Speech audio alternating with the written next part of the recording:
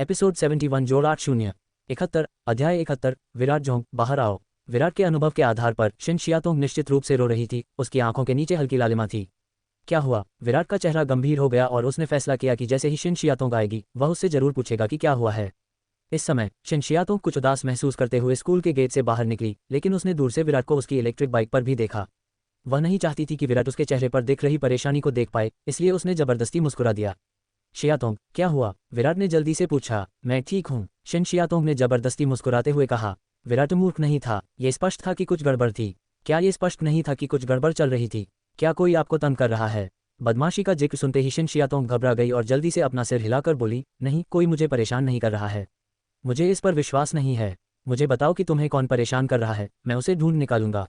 क्या ये वही दो लोग हैं जो पिछली बार आए थे? विराट ने कहा। उसे अचानक कुछ दिन पहले बाजार में मिले दो लोगों की याद आ गई, जिनमें से एक का नाम गोशी और दूसरे का नाम वेईसुओ था। ये वो लोग नहीं हैं, बिल्कुल नहीं, शिन शियातोंग ने सिर हिलाते हुए कहा। बड़े भाई तांग, चलिए जल्दी घर चलते हैं। माँ ने खाना बना लिया होगा और हमारा इंतजार कर रही होंगी। ठीक है फिर। विराट को और कुछ कहना नहीं आता था। अगर शिन शियातोंग नहीं बोलती तो उसके पास कहने के अलावा कोई चारा नहीं था। अगर कोई तुम्हें परेशान करे तो तुम्हें मुझे जरूर बताना चाहिए। मैं इस समस्या से निपटने में आपकी मदद करूंगा। आपको यह विश्वास रखना होगा कि मैं हमेशा आपका साथ दूंगा और आपकी परेशानियों को दूर करूंगा। ये कहने के बाद शिन शियातोंग का शरीर कांप उठा और वह विराट की ओर देखने लगी। वह इतनी भावुक हो गई थी कि कुछ बोल नहीं पा रही थी। उसे वाकई धमकाया गया था। ये वही गोशी और वेईसुओ थे जो पिछली बार थे। बाजार में शिन शियातोंग और विराट को देखने के बाद उन्होंने जो हाओ को इसकी सूचना दी, जो स्कूल में काफी कुख्यात था और एक छोटे से अधिपति की तरह व्यवहार करता था। वह काफी समय से शिन शियातोंग को पाने की कोशिश कर रहा था, लेकिन उसने हर बार उसे ठुकरा दिया था।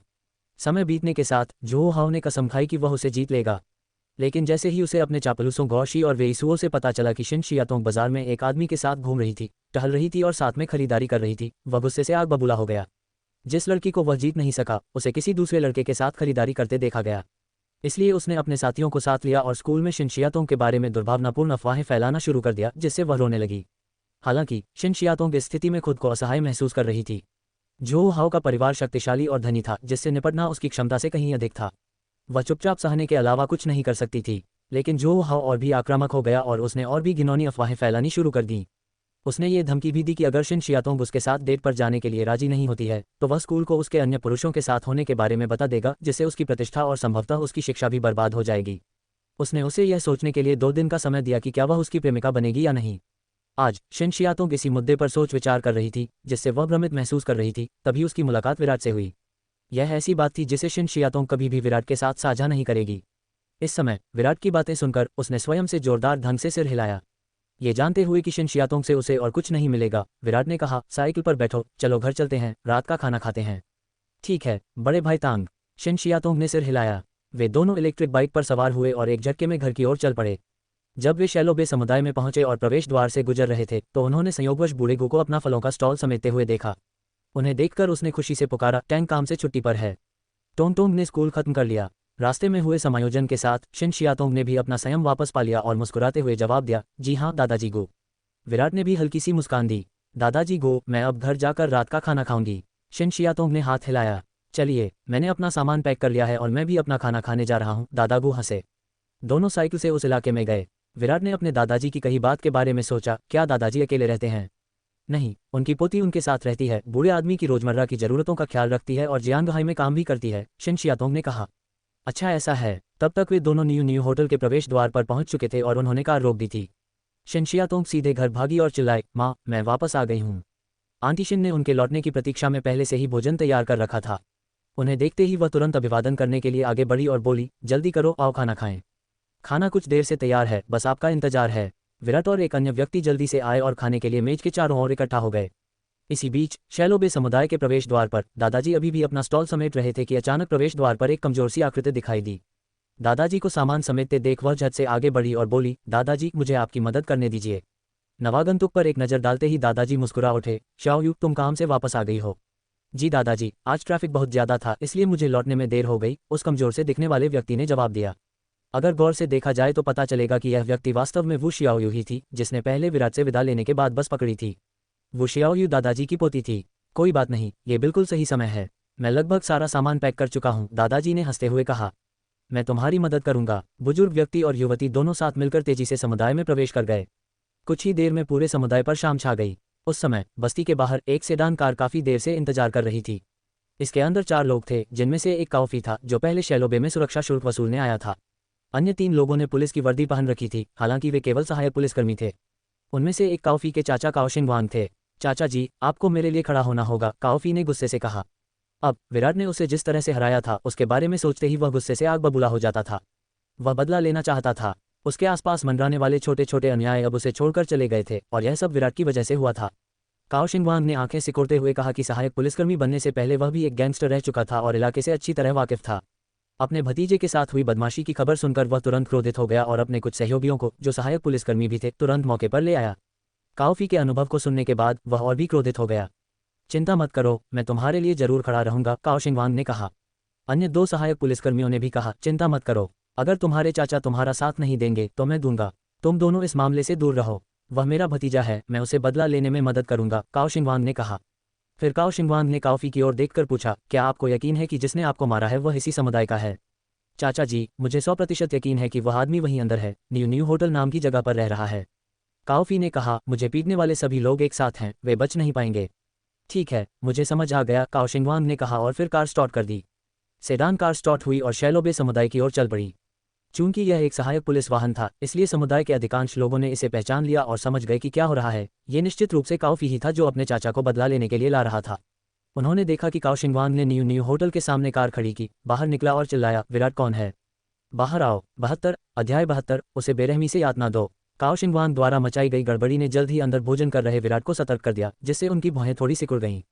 विराट भाई, ऐसा लग रहा है जैसे बाहर कोई आपका नाम पुकार रहा है, शिन शियातोंग ने कहा। मैं बाहर जाकर देख लेता हूँ, विराट ने जवाब दिया। इसके बाद वह होटल के मुख्य द्वार से बाहर निकला और संयोगवश उसने काओफी और काओ शिंगवांग को अन्य लोगों के साथ कार से बाहर निकलते हुए देखा। तुम मुझे ढूंढ रहे हो? विराट ने अपनी ओर इशारा करते हुए कहा और इन लोगों को बिना किसी पहचान के देखा। विराट को देखते ही काओफी को कुछ दिन पहले मिली पिटाई याद आ गई और वह डर से कांप उठा, लेकिन फिर उसे याद आया कि इस बार वह अपने साथ अतिरिक्त लोग लाया है और उसने सीना तानकर विराट पर चिल्लाते हुए कहा, तू कमीना, तेरे अच्छे दिन अब खत्म हो गए हैं। पिछली बार तुमने मुझे जो पीटा था, आज हम उसका हिसाब जरूर चुकाएंगे। काओ शिंगवांग ने विराट को सिर से पैर तक ध्यान से देखा। वह इतना दुबला पतला था, वह अपने भतीजे के गिरोह को कैसे पीट सकता था? यह असंभव लग रहा था और उसने तुरंत विराट की ओर इशारा करते हुए काओफी से पूछा, क्या उसी ने तुम्हें मारा था? ये वही थे चाचा जी। पिछली बार मेरी हालत बहुत खराब थी, मुझे इतना पीटा गया कि मैं रोने लगा। जब काओफी को पिटाई की घटना याद आई तो वह फूट फूट कर रोने लगा। उसे याद आया कि उसने किस तरह एक पुरुष को चूमा था और उसके आंसू और तेजी से बहने लगे। महिलाओं में उसकी बढ़ती अरुचि और पुरुषों के प्रति बढ़ती पसंद को देखते हुए काओफी को यकीन हो गया कि यह बदलाव उस पुरुष के कारण हुआ था। मैं समझ गया। काओ शिंगवांग ने गुस्से से अपनी मुट्ठी भींच ली, क्योंकि उसे अपने भतीजे का बचाव करने की आवश्यकता महसूस हो रही थी, जो उससे रिश्तेदार भी था। फिर विराट की ओर देखते हुए काओ शिंगवांग ने कहा, तुम्हें गंभीर चोट पहुंचाने का संदेह है। आप अपना पहचान पत्र निकालिए, मैं इसकी जांच करना चाहता हूँ। एक आईडी कार्ड। विराट के पास एक था, लेकिन वह उसे अपने साथ नहीं ले जा रहा था। हालांकि वह ये नहीं समझ पा रहा था कि ये लोग उससे क्या चाहते हैं। मेरे पास मेरा पहचान पत्र नहीं है, लेकिन मुझे बताइए आप लोग मुझसे क्या चाहते हैं?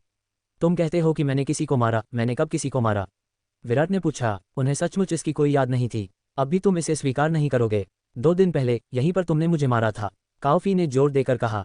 विराट को घटनाएं याद आने लगी और हाँ, 2 दिन पहले उसने मोटरसाइकिल पर सवार किसी व्यक्ति की पिटाई की थी। काओफी के चेहरे को देखकर उसे याद आया, अरे तुम ही हो। क्या मैंने पिछली बार तुम्हें अपने पुरुषों के साथ बेहतर व्यवहार करना नहीं सिखाया था? क्या ये लोग मुझे धन्यवाद देने आए हैं? इसके अलावा तुम इतने बदसूरत हो कि मुझे तुम्हारे बारे में कोई जानकारी ही नहीं थी, इसके लिए मुझे खेद है। इन शब्दों ने काओफी को और भी अधिक अपमानित महसूस कराया। आप। जब काओ शिंगवांग ने यह सुना तो वह क्रोधित हो गया। काओफी को बदसूरत कहना उनके अपमान के समान था। अगर आपके पास पहचान पत्र नहीं है तो आपको हमारे साथ आना होगा, काओ शिंगवांग ने घोषणा की। विराट ने काओ शिंगवांग की ओर देखकर कहा, चाचा, क्या आप अपने बेटे को मुझे धन्यवाद देने के लिए लाए हैं? इसकी कोई जरूरत नहीं है, आप सब जा सकते हैं। विराट के पास इन लोगों से उलझने का समय नहीं था। धन्यवाद, बकवास, तुमने मेरे भतीजे को तंग किया, तुम खुद ही मुसीबत मोल ले रहे हो, काओ शिंगवांग ने गुस्से में कहा। भतीजा, ये सही नहीं हो सकता, वह बिल्कुल तुम्हारे जैसा दिखता है। क्या आपकी जीवन कहानी मेरे और मेरी भाभी के बीच का अनकहा रहस्य जैसी हो सकती है? विराट ने हंसते हुए कहा। उस क्षण काओ शिंगवांग का चेहरा बेहद बदसूरत हो गया। उनका अपनी साली के साथ वाकई प्रेम संबंध था और काओफी उसी संबंध का परिणाम थी। इस आदमी को ये कैसे पता चल गया होगा? काओ शिंगवांग के 2 पुलिस सहायक सहकर्मियों ने भी काओ शिंगवांग और काओफी को आश्चर्य से देखा और कहा, शिंगवांग, तुम और तुम्हारा भतीजा बिल्कुल एक जैसे दिखते हो, मानो तुम दोनों एक ही सांचे में ढले हो। काओ शिंगवांग के पास कहने के लिए कुछ नहीं था। उस समय विराट को देखकर उसने ठान लिया कि वह इस आदमी को थाने ले जाकर उसे सबक सिखाएगा और उसे दर्द का स्वाद चखाएगा। बकवास, मेरे साथ थाने वापस चलो। बिना पहचान पत्र के मुझे संदेह है कि आप एक अपंजीकृत निवासी हैं। जैसे ही विराट ने ये सुना, वह समझ गया कि ये लोग क्या कर रहे हैं। काओफी ने उसे परेशान करने के लिए उसके चाचा को शामिल कर लिया था। ऐसा ही होगा। उसी क्षण न्यू होटल के अंदर से शिन शियातोंग और आंटी शिन बाहर निकली और यह सुनकर कि कोई विराट को ले जाने वाला है, शिन ने सबसे पहले आपत्ति जताई। आप उसे किस आधार पर ले जा रहे हैं? पहले हुए हंगामे के कारण समुदाय के अन्य सदस्य भी अपने कमरों से बाहर आ गए थे। ये सुनकर कि कोई विराट को ले जाने वाला है, वे क्रोधित हो गए। विराट उनके जीवन रक्षक थे। जब वे मुसीबत में थे तो वे चुपचाप खड़े रहकर कुछ कैसे कर सकते थे? आप उसे ले नहीं जा सकते। आपको कानून का पालन करना होगा। तुम बदमाश पुलिस के सहायक बन गए हो, समाज के लिए कैंसर की तरह हो। लोगों के एक समूह ने काओ शिंगवान की कार को घेर लिया। विराट भावुक हो गया। उसने समुदाय के पड़ोसियों को देखा। उसे समझ नहीं आ रहा था कि क्या कहे। वह इतना जानता था कि भविष्य में वह इन लोगों को किसी और के द्वारा धमकाने नहीं दे सकता। जहां तक पुलिस स्टेशन जाने की बात है, विराट अगर संभव हो तो इससे बचना चाहता था, लेकिन इस बार ऐसा लग रहा था कि उसके पास कोई विकल्प नहीं है। काओ शिंगवान भी स्तब्ध रह गया। आखिर इस बच्चे को इतनी लोकप्रियता कैसे मिल गई? लेकिन वह तो सहायक पुलिसकर्मी था, उसे भला कैसे डराया जा सकता था? उसने जोर से चिल्लाकर कहा, वह बच्चा पंजीकृत नहीं है। अगर मैं उसे ले जाऊं तो क्या होगा? अगर तुम में से किसी ने भी मुझे दोबारा रोकने की हिम्मत की तो मैं तुम्हें उसके साथ ले जाऊंगा। लेकिन इन शब्दों के बावजूद भी पड़ोसियों ने झुकने से इनकार कर दिया। हम आपको उसे ले जाने नहीं देंगे। जी हाँ, हम आपको ऐसा करने नहीं देंगे। काओ शिंगवान वास्तव में उनकी प्रशंसा करने लगा था। इस बच्चे ने इन लोगों को किस तरह का जादुई पे पिलाया था कि इतने सारे लोग उसके पक्ष में बोलने लगे। अगर तुम अभी नहीं गए तो मैं तुम सबको थाने में बंद कर दूंगा। विराट को यकीन था कि ये लोग ये काम जरूर कर लेंगे और उसने पड़ोसियों को तुरंत आश्वस्त करते हुए कहा, आप सभी को मेरे बारे में चिंता करने की जरूरत नहीं है, मैं ठीक हूँ। फिर उसने काओ शिंगवान की ओर देखा और कहा, मैं तुम्हारे साथ चलूंगा, बस उन्हें जाने दो। वह जानता था कि ये लोग उसके पीछे पड़े हैं और वह निश्चित रूप से उसे आसानी से जाने नहीं देगा। ये सुनकर काओ शिंगवान हंस पड़ा। अच्छा, मुझे वो इंसान पसंद है जो अपनी हद जानता हो। इस समय पड़ोसी बेहद चिंतित थे, लेकिन वे सहायक पुलिस को हरा नहीं सकते थे। वे केवल असहाय होकर चिंता करने के अलावा कुछ नहीं कर सकते थे। विराट की बातें सुनकर शिन शियातोंग तुरंत पास आए और बोली, भाई तांग, मैं ठीक हूँ, चिंता मत करो, मुझे कल तुम्हें स्कूल ले जाना है। विराट ने मुस्कुराते हुए कहा। फिर वह काओ शिंगवान के पास गया और बोला, चलो, किस बात का इंतजार कर रहे हो? काओ शिंगवान क्षण भर के लिए अचंभित रह गया। उसने सोचा था कि पड़ोसियों के बाहर आने से विराट से निपटने में काफी समय लगेगा, लेकिन उसे कभी उम्मीद नहीं थी कि वह आदमी इतना सहयोगी होगा। तुरंत ही वह हंस पड़ा। अपनी जगह जानता है, चलो चलते हैं। उसने विराट को पकड़ने के लिए हाथ बढ़ाया। मैं जाऊंगा, विराट ने कहा और फिर गाड़ी में बैठ गया। जब काओ शिंगवान ने ये देखा तो उसका चेहरा एकदम ठंडा पड़ गया। उसे लगा कि उस बच्चे को जल्द ही उसके कर्मों का फल मिलेगा। इसी समय काओफी और अन्य 2 लोग भी कार में बैठ गए। फिर वे गाड़ी चलाकर जाने की तैयारी करने लगे। हालांकि हर कोई नहीं चाहता था कि सहायक पुलिस विराट को अपने साथ ले जाए, लेकिन वे बेबस थे और उन्हें जाते हुए देखने के अलावा कुछ नहीं कर सकते थे। शिन शियातोंग को पूरा विश्वास था कि विराट बिल्कुल ठीक हो जाएगा और उसने अन्य पड़ोसियों को दिलासा देते हुए कहा, चिंता मत करो सब लोग, भाई विराट बिल्कुल ठीक हो जाएंगे। जब वह बोल रही थी तब भी उसका अपना दिल उथल पुथल में था। भाई विराट बाहरी व्यक्ति थे और ये सहायक पुलिसकर्मी निश्चित रूप से उन्हें परेशान करेंगे, लेकिन वे कुछ नहीं कर सकते थे। चिंतित होना तो और भी व्यर्थ था।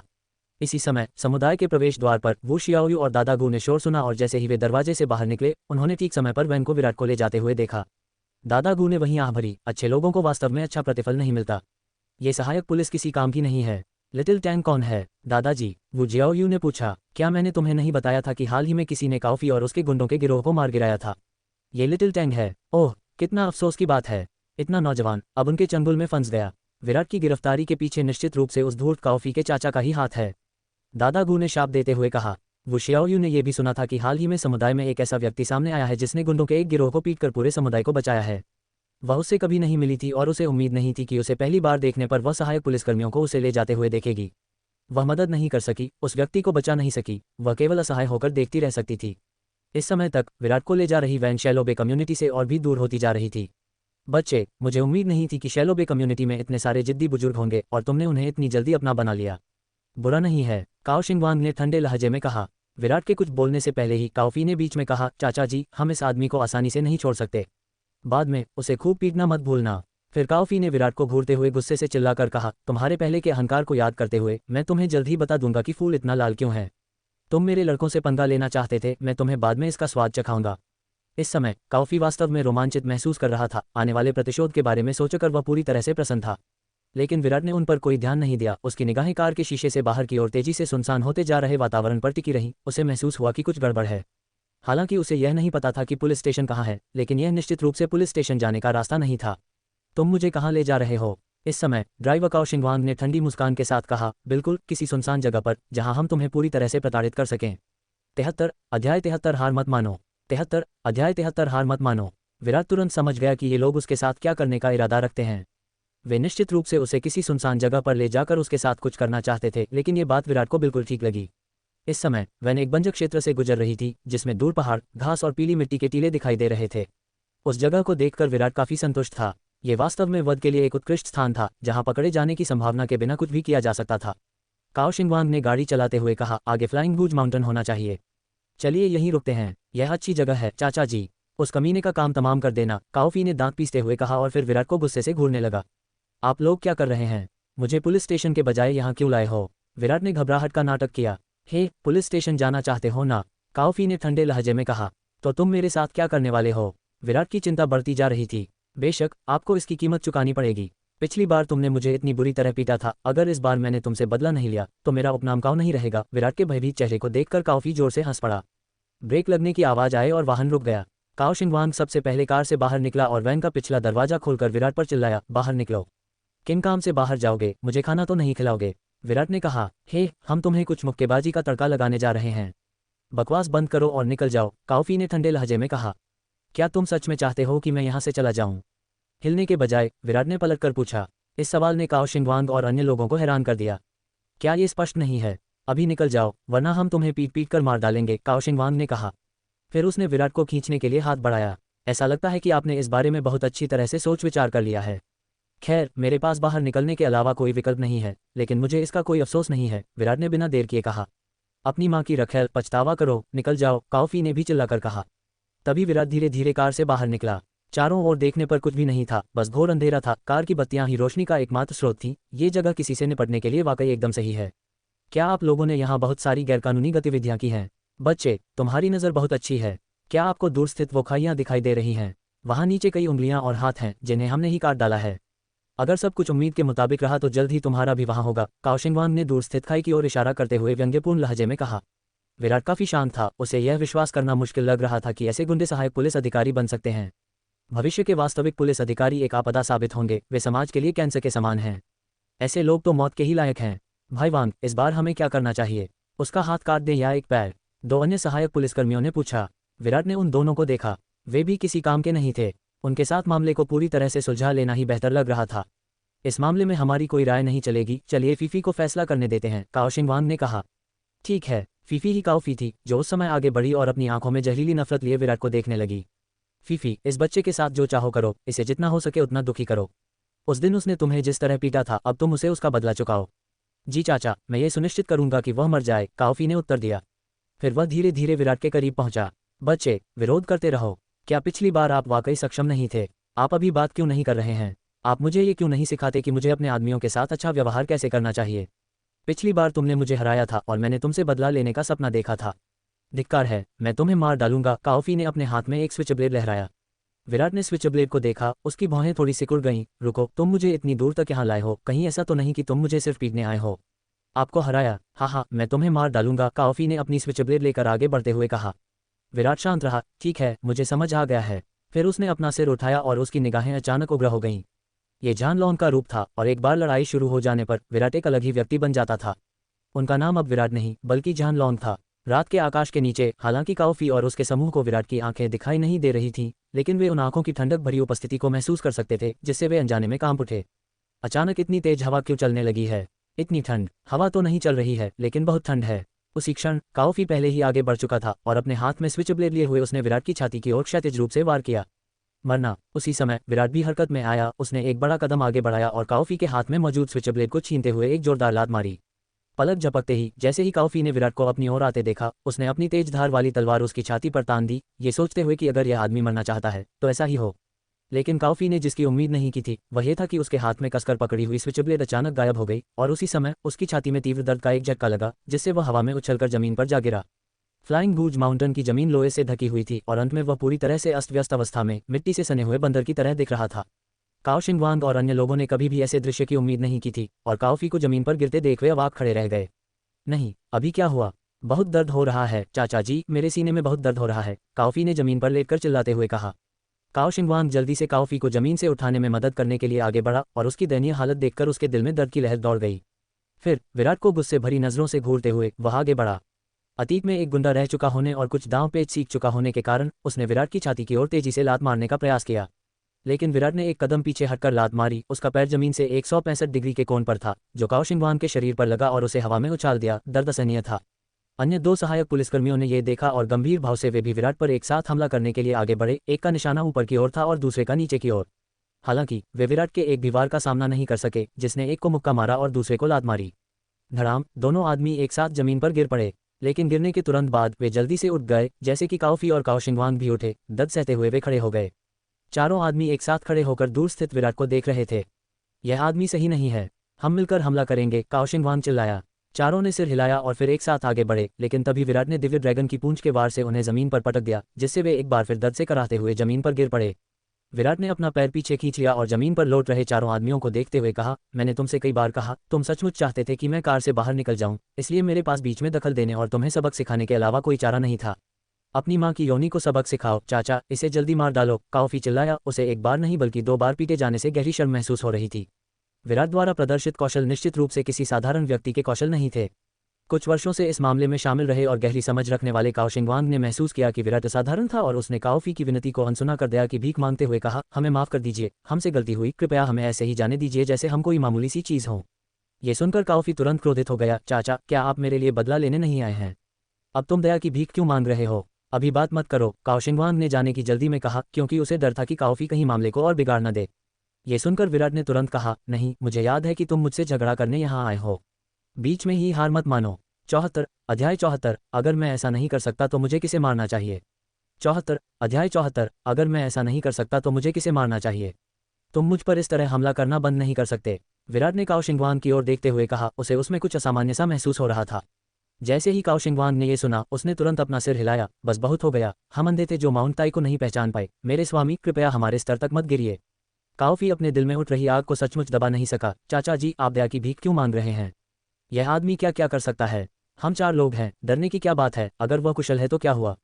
अरे जानवर, अपना मुंह बंद करो, काओ शिंगवांग ने काओफी पर चिल्लाते हुए कहा, लेकिन उसकी आंखें थोड़ी सी झपकी, जिससे एक व्यंग्यात्मक संकेत मिला। काओफी को काओ शिंगवांग के इशारे की बात समझ आ गई और अब उसका गुस्सा शांत हो गया। वह चुपचाप खड़ा रहा और अपने चाचा की बात सुनने लगा। विराट इस पूरे दृश्य को देख रहा था और उसने ठंडी हंसी हंसी। काओ शिंगवांग वाकई चतुर था, उसे उसकी कुंफू की ताकत को समझने में केवल कुछ ही चालें लगी, लेकिन वह उसे गंभीरता से कम आंक रहा था। तो तुम्हारा मतलब है कि तुम चाहते हो कि मैं तुम्हें जाने दूं? विराट ने ठंडे स्वर में पूछा। अगर हमें रिहा कर दिया जाए तो बहुत अच्छा होगा, गलती हमारी ही थी, काओ शिंगवांग ने कहा और फिर धीरे धीरे विराट के करीब आ गया। जैसे ही वह विराट के करीब पहुंचने वाला था, अचानक काओ शिंगवांग की आंखें उग्र हो गईं और उसके हाथ में एक खंजर प्रकट हुआ, जो विराट की ओर वार करते हुए बोला, धिक्कार है, अगर तुम कुशल हो तो क्या हुआ? मैं तुम्हें चाकू से गोदकर मार डालूंगा। मुझे विश्वास नहीं होता कि तुम इतनी नज़दीकी दूरी से बच सकते हो। काओ शिंगवांग की शुरू से ही दया की गुहार इसी क्षण के लिए थी। उसके हाथ में मौजूद कटार चमक रही थी जैसे ही उसने उसे आगे बढ़ाया। काओफी को बेशक पता था कि उसके चाचा क्या करने वाले हैं और उन्हें कार्रवाई करते देख वह चिल्लाया, चाचा जी, इस आदमी को जिंदा मत छोड़ो। विराट ने अपनी ओर आते हुए खंजर को देखा। यह एक ऐसा दृश्य था जिसकी उसने लंबे समय से भविष्यवाणी की थी और उसके चेहरे पर एक ठंडी मुस्कान दिखाई दी। काओफी से छीना गया स्विचब्लेड उसके हाथ में प्रकट हुआ और उसने उसे आने वाले खंजर की ओर घुमाया। स्विचब्लेड चाकू से काफी छोटा था। ये देखकर काओ शिंगवांग ने उपहास उड़ाते हुए कहा, चाकू से खंजर को रोकना तो कोरी कल्पना है, छी, आत्महत्या। उसकी काबिलियत को देखते हुए प्रतिद्वंदी को मारना आसान होगा। ऐसा लग रहा था मानो वह पहले से ही देख सकता हो कि खंजर उसके सामने खड़े आदमी के शरीर में घुस रहा है। लेकिन अप्रत्याशित रूप से उसका खंजर हवा में ही रुक गया और उसे रोकने वाली चीज एक छोटी सी स्विचब्लेड थी। उस क्षण स्विचब्लेड की नोक ठीक खंजर की धार पर थी, जिससे उसका आगे बढ़ना रुक गया। और वह स्विचब्लेड विराट के हाथों में था। उसकी ड्रैगन जैसी आंखें सामने खड़े काओ शिंगवांग को घूर रही थीं। दूर से काओफी ने अपने चाचा के खंजर को आगे बढ़ते हुए देखा, लेकिन उसने कभी उम्मीद नहीं की थी कि वह अचानक रुक जाएगा। आखिर हो क्या रहा था? चाचा जी, जल्दी कार्रवाई कीजिए, उस आदमी को मौका मत दीजिए। काओ शिंगवांग कार्रवाई क्यों नहीं करना चाहेगा? वह पूरी ताकत लगाकर कोशिश कर रहा था, लेकिन खंजर टस से मज नहीं हो रहा था। वह अपने पीले दांत पीस रहा था। क्या तुम जाना चाहते हो? विराट ने पूछा। काओ शिंगवांग को तुरंत ही अत्यधिक अपमान का अनुभव हुआ। उसने दांत पीसते हुए गुस्से से लात मारी और कहा, तुम्हें धिक्कार है, मर जा तुम प्राणी, मैं तुझे मार डालूंगा। विराट की आंखें ठंडी पड़ गईं और उसने भी लात मारी। उनके पैर आपस में टकरा गए और काओ शिंगवांग को ऐसा लगा जैसे उसने लोहे की दीवार पर लात मार दी हो। लेकिन विराट ने काओ शिंगवांग की जांघ पर निशाना साधा और उस जोड़ पर जोर से पैर पटका। एक चटकने की आवाज के साथ काओ शिंगवांग की दर्दनाक चीख सुनाई दी। उसने नीचे देखा तो पाया कि उसका पैर टूट गया था। असहनीय दर्द उसके शरीर में फैल रहा था। मेरी टांग, कमीने! काओ शिंगवांग दहाड़ा। विराट का कत्ल करने के लिए दृढ़ संकल्पित था। उसने गुस्से में अपने हाथ में मौजूद खंजर को जोर से हिलाया, लेकिन चूंकि वह चाकू से जकड़ा हुआ था, इसलिए वह पूरी तरह से हिलडुल नहीं पा रहा था। तुम मुझे चाकू मारना चाहते हो, है ना? ठीक है, विराट ने ठंडे लहजे में कहा। उसका हाथ एक प्रेत की तरह चला और उसने एक भयंकर प्रयास से काओ शिंगवान के हाथ से खंजर और स्विच ब्लेड दोनों छीन लिए। फिर एक और जोरदार लात जो काओ शिंगवान के पेट पर पड़ी और उसे हवा में उछाल दिया। घटनाओं की इस श्रृंखला ने काओफी और अन्य लोगों को भय से भर दिया। वे विराट को विस्मय से देख रहे थे, ये सोच रहे थे कि आखिर वह इतना दुर्जय होने वाला कौन है। इस बार काओ शिंगवांग सचमुच भयभीत था। वह एक गुप्त हमले की योजना बना रहा था और अब वह ऐसा करने की हिम्मत भी नहीं कर रहा था। अन्य दो सहायक पुलिसकर्मी इतने डरे हुए थे कि उनकी पैंट गीली होने वाली थी। वे इस समय लगातार कांपते हुए काओ शिंगवांग के पीछे पीछे चल रहे थे।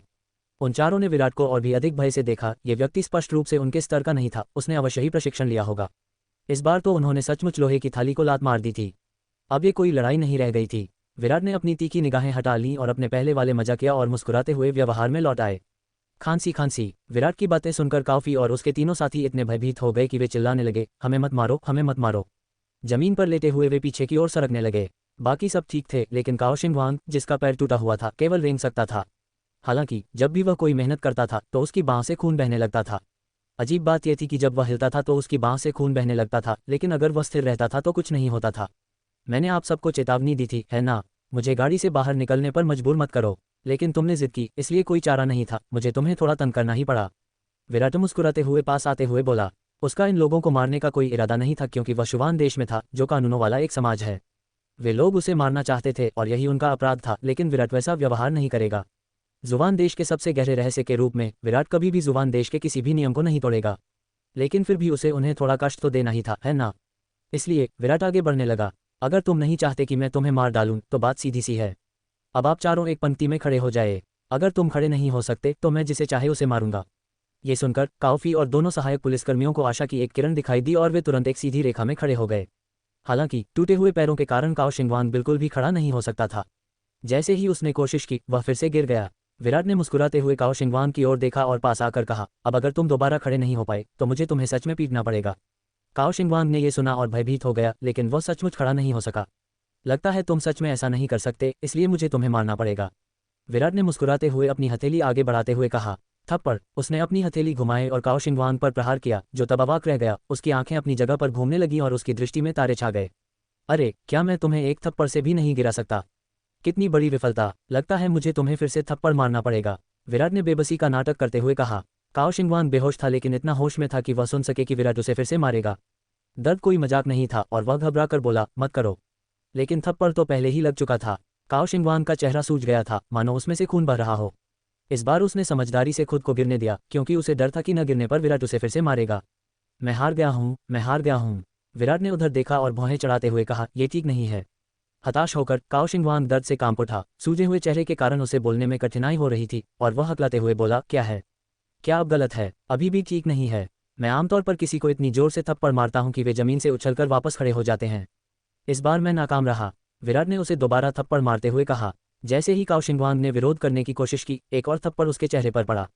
इस बार वह सचमुच गिर गया और कई बार उछला भी, नाटक नहीं कर रहा था।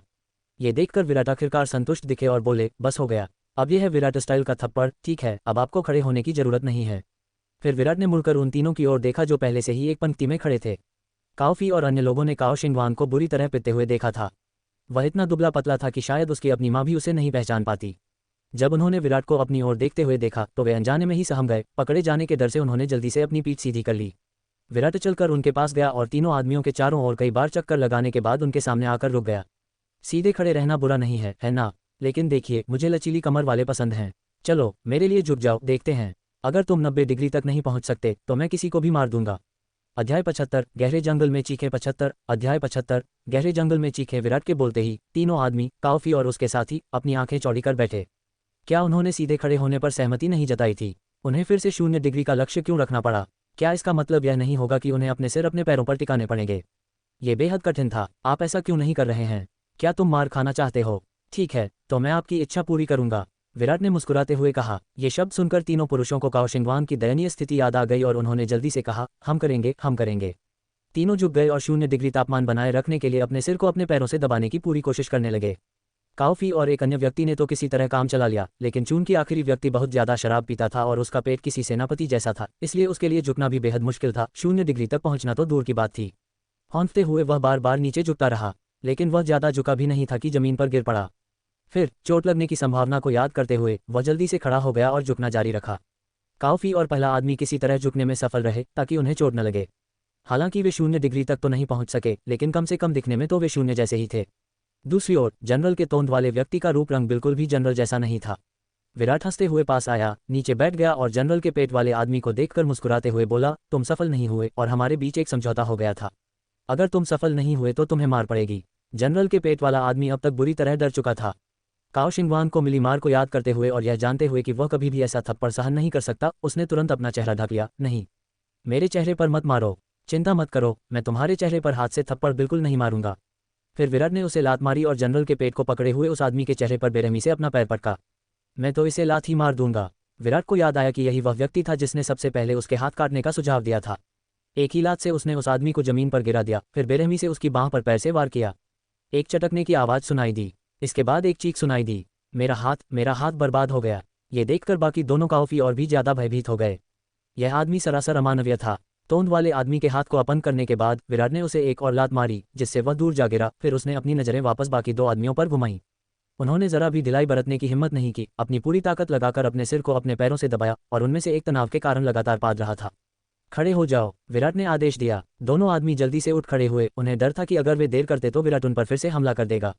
आपने अच्छा किया, मैं काफी संतुष्ट हूँ, सिवाय उस आखिरी पाद के। वह बहुत बदबूदार था और उसने पर्यावरण को प्रदूषित कर दिया। तुम्हें मार पड़नी चाहिए, विराट ने कहा। इसके बाद उसने काओफी के बगल में खड़े आदमी का कॉलर पकड़ा, उसे हवा में उठाया और फिर उसे जमीन पर जोर से पटक दिया। ऐसा प्रतीत होता है कि इसी व्यक्ति ने विराट के पैरों को अपन करने का सुझाव दिया था। वह इसे यूं ही जाने नहीं दे सकता था, लेकिन विराट ने उस आदमी के तीसरे पैर पर निशाना साधा और लात मारकर उसे नीचे गिरा दिया। एक और भी दयनीय चीख सुनाई दी। उस लात के कारण संभवतः उस व्यक्ति की यौन क्रिया हमेशा के लिए समाप्त हो गई। धिक्कार है, वह पाद बहुत बदबूदार था। विराट ने उस आदमी को लात मारकर दूर कर दिया, फिर अपना सिर घुमाकर काओफी की ओर देखा। काओफी कांप रहा था। विराट की उपस्थिति में एक शब्द भी बोलने से इतना डरा हुआ था कि उसके पैर कांप रहे थे, उसका शरीर थरथरा रहा था और उसके दांत बज रहे थे। उन्हें डर था कि विराट उनकी मर्दानगी को भी नष्ट कर सकता है, क्योंकि वह युवा थे और काओ परिवार के एकमात्र उत्तराधिकारी थे। घबराओ मत, आप निश्चिंत रहें, मैं एक अच्छा इंसान हूं और किसी को परेशान नहीं करूंगा, विराट ने मुस्कुराते हुए कहा। हाँ हाँ हाँ, काओफी ने हकलाते हुए जवाब दिया। ठीक है, ये स्प्रिंग ब्लेड तुम्हारा ही है ना? विराट ने कहा और उसके हाथ में एक स्प्रिंग ब्लेड प्रकट हो गया। यह मेरा है, काओफी ने एक नज़र डाली और जवाब दिया। क्या ऐसा है? मैंने तुम्हें थोड़ी देर पहले तलवार से खेलते देखा था और तुम उसमें बहुत बुरे थे, विराट ने खुशी से कहा। उसके हाथ में स्प्रिंग ब्लेड चमक रहा था। Swish swish swish. काओफी यह सब देखकर भयभीत हो गया। क्या ये व्यक्ति ऐसा करने वाला था? क्या उसे चाकू मारकर मौत के घाट उतार दिया जाए? मुझे मत मारो, कृपया मुझे मत मारो। काओफी गिड़गिड़ाने लगा, फिर धड़ाम से जमीन पर घुटनों के बल गिर पड़ा। ऐसा मत करो, मेरे पास तुम्हारे लिए कोई लाल लिफाफा नहीं है, मैं तुम्हें नहीं मारूंगा, चिंता मत करो, विराट ने जल्दी से कहा। मैं बस आपको यह सिखाना चाहता हूं कि इस स्प्रिंग ब्लेड को कैसे संभालना है। अब ध्यान से देखो। विराट हिलने लगा। स्प्रिंग ब्लेड काओफी के सामने नाच रहा था। काओफी ने तुरंत अपनी आंखें बंद कर ली, हिलने की हिम्मत नहीं की। तलवार ठीक उसके सामने थी, उसे केवल स्प्रिंग ब्लेड की आवाज ही सुनाई दे रही थी। विराट के हाथों में स्प्रिंग ब्लेड किसी दिव्य कलाकृति की तरह था। फिर उन्होंने देखा कि काओफी के बाल, भौहें और पलकें सब हवा में उड़ गईं, जिससे वह पूरी तरह से गंजा हो गया। विराट ने स्प्रिंग ब्लेड को एक तरफ रख दिया और काओफी का बारीकी से निरीक्षण किया। जब काओफी को कोई आवाज सुनाई नहीं दी तो उसने आखिरकार अपनी आंखें खोली और अपना सिर छुआ तो पाया कि उसके सारे बाल गायब हो गए थे और सोचने लगा, मेरे बाल नहीं, अभी नहीं, ये हेयर स्टाइल ठीक नहीं है, तुम्हें तो बिना बालों के ही रहना चाहिए। विराट ने काओफी की तरफ देखा और असंतुष्ट महसूस किया। चाकू उठा और गिरा। काओफी के चेहरे पर उसने 2 अक्षर उकेरे, दफन प्रेम। अब ठीक है, विराट ने संतुष्टि से कहा। इस समय काओफी के मन में मरने की तीव्र इच्छा जागृत हुई। चाकू के चुभने से उसका चेहरा असहनीय रूप से दर्द से भरा हुआ था। उसने अपना चेहरा ढक लिया और फूट फूट कर रोने लगा। फिर विराट ने उन चारों अपरिचित आकृतियों को देखा। उसके चेहरे पर हल्की सी मुस्कान आ गई। क्या अब तुम्हारे लिए दया की भीख मांगने का समय नहीं आ गया है? शायद मैं नर्म पड़ जाऊं और तुम्हें जाने दूं। काओ शिंगवांग अब होश में आने लगा था और बस उस जगह से निकलना चाहता था। उसने सोचा, बदला ठंडे दिमाग से लेना चाहिए, अभी चलते हैं, बाद में देखेंगे। हमने सचमुच माउंट ताई को नहीं पहचाना, कृपया हमें जाने दीजिए। हाँ, हमें जाने दो। अल्पविराम। ये सुनकर विराट ने कहा, तो क्या तुम भविष्य में फिर से मुझे परेशान करने की हिम्मत करोगे? हम ऐसा करने की हिम्मत नहीं करेंगे, कभी नहीं, काओ शिंगवांग ने कहा। वास्तव में? हाँ, खैर, मुझे तुम्हें जाने देने का मन नहीं कर रहा, अब क्या करें? विराट ने कहा। तुम? ये सुनकर काओ शिंगवांग इतना क्रोधित हुआ कि उसने अपने दांत पीस लिए। बाकी लोगों को भी ऐसा ही महसूस हो रहा था। वे चाहते थे कि काश वे विराट को अपने दांतों से फाड़ देते। अब वे सिर्फ यही सोच रहे थे कि पहले वहां से निकल जाएं और फिर बाद में बदला लें। ओह, लगता है कि तुम अब भी बदला लेने के लिए बेताब हो, इससे निपटना आसान है, विराट ने उपहास उड़ाया। फिर वह मुड़ा और वैन की ओर वापस चला गया और थोड़ी देर बाद वह भान की रस्सी का एक बड़ा बंडल लेकर आया। विराट ने वैन में क्या था ये पहले ही देख लिया था, इसलिए वह सीधे उसी ओर बढ़ गया। जब काओ शिंगवांग ने विराट को भान की रस्सी के साथ देखा तो वह चौंक गया। आप क्या कर रहे हो? मैं क्या कर सकता हूँ? तुम मुझसे बदला लेना चाहते थे, है ना? मैं डरा हुआ हूँ, इसलिए मैं पहले तुम्हें बांध दूंगा, विराट ने मुस्कुराते हुए कहा। काओ शिंगवांग और अन्य लोगों को यह सुनकर कुछ राहत मिली कि उन्हें केवल बांधा जाएगा, यह कोई बड़ी बात नहीं थी। लेकिन जिसकी उन्होंने कभी कल्पना भी नहीं की थी वह यह था कि विराट ने फिर उनके सारे कपड़े उतार दिए, एक भी टुकड़ा नहीं छोड़ा, यहाँ तक कि उनके अंडरवियर भी नहीं। मौसम गर्मी का था, ज़्यादा ठंड नहीं थी, लेकिन उन चारों को लगा कि कुछ गड़बड़ है। आप क्या करने जा रहे हैं? मैं तुम्हें बांध दूंगा, विराट ने जवाब दिया, और फिर उसने रस्सी का इस्तेमाल करके काओ शिंगवांग और अन्य लोगों के हाथ पैर बांध दिए, ठीक वैसे ही जैसे कोई कसाई सुअरों को बांधता है। काओ शिंगवांग और उसके साथी गतिहीन हो गए थे, उनके दिल बेचैनी से भरे हुए थे, लेकिन अगर उन्हें केवल बांधा गया था तो कोई समस्या नहीं होनी चाहिए थी। चारों व्यक्तियों को तुरंत बांध दिया गया जिससे वे हिल-डुल न सकें। विराट ने उन चारों को इस तरह से लिटाया कि उनके सिर जमीन की ओर थे, जिससे वे घुटनों के बल बैठ गए, लेकिन उनके नितंब ऊपर की ओर उठे हुए थे। जैसे जैसे उन्हें कुछ गड़बड़ का एहसास होता गया वैसे वैसे उन्हें ये कम समझ में आने लगा कि वास्तव में क्या गड़बड़ है। उन्होंने हिलने की कोशिश की, लेकिन पाया कि वे मुश्किल से 1 इंच भी हिल सकते हैं। उनके नितंब खुले हुए थे और कड़ाके की ठंड से कांप रहे थे। ये तो एक निर्जन क्षेत्र होना चाहिए, है ना? अंदर कई जानवर होंगे। पशु जगत का मानना है कि वसंत ऋतु प्रजनन का मौसम है। जिस प्रकार मनुष्यों में अकेले कुत्ते पाए जाते हैं, वैसे ही जानवरों में भी निश्चित रूप से अकेले कुत्ते पाए जाते हैं। अगर वे तुम चारों के चमकीले सफ़ेद नितंब देख लें तो मुझे नहीं लगता कि वे नखरे करेंगे। आपको शुभकामनाएं और आशा है कि आप जल्द ही गर्भवती हो जाएंगी, विराट ने मुस्कुराते हुए कहा। फिर वह वैन की ओर चल पड़ा। इस समय विराट की बातें सुनकर काओ शिंगवांग और अन्य लोग बुरी तरह कांपने लगे और उन्होंने मोथ माउंटेन में और गहराई से देखा। उनका भय और भी बढ़ता जा रहा था। अब वे डर गए थे। ये व्यक्ति वास्तव में एक दानव राजा था जो इस तरह के क्रूर तरीके अपनाने में सक्षम था। वापस आओ, जल्दी वापस आओ, हम गलत थे, वापस आओ। लेकिन विराट पहले ही वैन को चलाकर ले जाने लगा था। वैन की दूर जाती हुई आकृति को देखते हुए चारों पुरुषों का मनोबल पूरी तरह से टूट गया, ये जानते हुए कि यदि वास्तव में जानवरों द्वारा उन पर हमला किया जाना था तो वे शायद जीवन भर उस छाया के साथ ही जिएंगे। चाचा जी, हम सच में इतने बदनसीब तो नहीं हो सकते, है ना? काओफी ने डरते हुए काओ शिंगवांग से पूछा। चुप रहो, ऐसा कैसे हो सकता है? बस इंतजार करो, उजाला होते ही हम बच जाएंगे। काओ शिंगवांग ने कांपते हुए गहरे पहाड़ों की ओर देखा और सोचा कि अगर सचमुच जानवरों ने उन पर हमला कर दिया तो जीवन जीने लायक नहीं रहेगा। लेकिन उसी क्षण फ्लाइंग गूज माउंटेन की गहराई से भौंकने की आवाज़ सुनाई दी। उन्होंने देखा कि जंगली कुत्ते झुंडों में पहाड़ से बाहर निकल रहे थे। उन चारों पुरुषों के चेहरे पीले पड़ गए। कुछ ही मिनटों में मोथ माउंटेन से दर्द भरी चीखों की लहरें उठी, जिन्होंने आकाश को हिला दिया और आत्माओं को झकझोर दिया। दूर हटो, यूं ही काटना बंद करो। धिक्कार है। अध्याय 76, मदद के लिए तलवार निकालना। अध्याय 76, मदद के लिए तलवार निकालना। और शैलो बे कम्युनिटी लौटते समय विराट वैन चला रहा था और सड़क पर तेजी से गाड़ी दौड़ा रहा था। इस वैन को चलाना काफी रोमांचकारी था। इसने विराट को उन दिनों की याद दिला दी जब वह टैंक चलाया करता था। वह एहसास वाकई अद्भुत था। हालांकि अब उसके सामने एक समस्या थी। वापस लौटने पर वह शियातोंग और आंटी शिन को इस वैन के बारे में कैसे समझाएगा? भले ही उसने कहा हो कि उसे कार मिल गई है, क्योंकि उसे वास्तव में कार मिल गई थी। हाँ, उसे काओ शिंगवांग और उसके साथियों के उसे ढूंढने आने का जरा भी डर नहीं था। शायद कल सुबह की खबरों में ये बताया जाए कि मोथ माउंटेन पर 4 अज्ञात पुरुषों पर जंगली कुत्तों के साथ संभोग करने और एक नई प्रजाति को जन्म देने का संदेह है। फिलहाल उसे पहले घर जाना चाहिए। उसने शियातोंग से वादा किया था कि वह उसे कल स्कूल ले जाएगा। दिन काफी ढल चुका था। हालांकि विराट पहले भी कार में बैठ चुका था, फिर भी उसे वापस आने का रास्ता याद था। कुछ ही देर में वह मोथ माउंटेन से नीचे आ गया। घुमावदार पहाड़ी सड़क के बाद ये घर की सड़क थी। आसपास के नज़ारे को ध्यान से देखते हुए विराट को एहसास हुआ कि यह जगह जानी पहचानी लग रही है। क्या यही वह जगह नहीं थी जहां पिछली बार उसकी मुलाकात बाइकर गैंग के सरगना से हुई थी? उस गिरोह का सरगना तो उससे दौड़ लगाने की भी इच्छा रखता था, लेकिन गिरोह की सरगना बहुत जल्दी चली गई। उसने विराट को यह नहीं बताया कि यूथ स्क्वायर कहाँ है, जिसके कारण एक बेहतरीन दौड़ समय से पहले ही समाप्त हो गई। इसे भूल जाओ, बेहतर है घर चलना। सीटी बजाते हुए आराम से वैन चलाते हुए वह समय बिता रहा था। आंटी शिन को यह बताने की तैयारी कर रहा था कि वह स्टेशन गया था, लेकिन अब उन्होंने उसे जाने दिया और बहुत जल्दी लौटना अच्छा नहीं होगा। अचानक एक मधुर रिंगटोन सुनाई दी। ये सुनकर विराट तुरंत गंभीर हो गया। उसने वैन को सड़क के किनारे रोका, फिर अपना नोकिया फोन निकाला। Pub future ads. स्क्रीन पर बंदर प्रदर्शित हुआ। यह मंकी का फोन था। विराट कई दिनों से संपर्क करने में असमर्थ था। उन्होंने फोन उठाया और कॉल का जवाब दिया। बंदर, क्या तुम लोग किसी मुसीबत में पड़ गए हो? विराट ने घबरा कर पूछा। हालांकि मंकी ने पहले उसे धोखा दिया था, फिर भी वह अपने साथी को बहुत महत्व देता था। इतने लंबे समय तक कोई कॉल न आना निश्चित रूप से कुछ गड़बड़ होने का संकेत था। हम ठीक हैं, बस एक मिशन पर हैं। इस समय लीगा महाद्वीप के आदिम जंगल में मंकी काफी कमजोर दिख रहा था। उसने सैन्य वर्दी पहनी हुई थी, उसका चेहरा कई काली धारियों से सना हुआ था और उसके बगल में कई लोग उसी तरह के कपड़े पहने हुए थे। कौन सा मिशन? विराट का चेहरा अचानक गंभीर हो गया, ये जानते हुए कि जिस मिशन को पूरा करने के लिए मंकी को अपना फोन बंद करना पड़ा वह कोई साधारण काम नहीं था। एसएसएस स्तर, क्या सोचते हो? बंदर ने कहा। अपने फोन को कसकर पकड़े हुए विराट तुरंत गुस्से में आ गया। तुम लोग, आप एसएसएस स्तर का कार्य कैसे कर सकते हैं? क्या तुम मौत की तलाश में हो? नहीं, गुस्सा मत होइए भाई तांग। यह मिशन यूकिंग ने अपने हाथ में लिया था, इसका हमसे कोई लेना देना नहीं है, यह ऊपर से आदेश था। मंकी ने जल्दी से समझाया। ऊपर Tang Jong furrowed his brow, but hearing Xie Yuqing's name, his heart softened. With that tigress there, things should be fine. All right, brother Tang, I have to hang up now. We are gathering in a bit.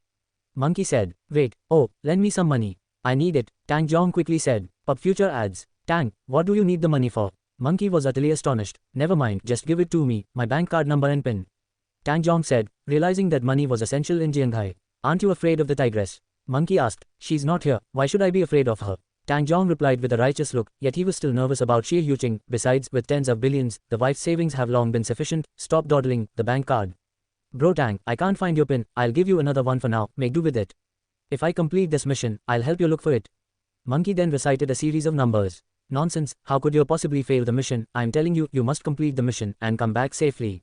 Tang Jong ordered sternly. Although he often bickered with Monkey, he was his brother and Tang Jong didn't want anything to happen to him. Yes, bro Tang, gotta hang up now, the mission is starting, Monkey said. After hanging up the phone, a lady emerged from the woods, also in military attire, exuding an aura that kept people at a distance. Her beauty couldn't merely be described as sweet, she was an absolute stunner. If she changed her clothes, she'd likely be a knockout. It was Xie Yuqing, Tang Jong's cousin. Who were you on the phone with? Xie Yuqing asked coldly. Monkey saw Xie Yuqing coming over and didn't dare to conceal anything, hastily smilingly said, Sister Yuqing, it was brother Tang. When Xie Yuqing heard it was Tang Jong, her eyes suddenly lit up. What, is the annulment over? Is he coming back? Sister Yuqing, don't get excited. I didn't ask about that. It doesn't seem to be the case. Monkey said. Then why did he call you? Xie Yuqing cooled down instantly. Pub future ads. He needs money. Brother Tang seems to need money. Monkey spoke truthfully. Need money for what? Does Tang Jong just left me a few days ago and now starts asking for money? Is he squandering it on some young lady? Isn't he afraid of blowing through his wife's dowry? Xie Yuqing said angrily. Monkey watched, dumbfounded. With the wealth brother Tang had accumulated over the years, it wasn't 100 billion, but there was surely 10 billion.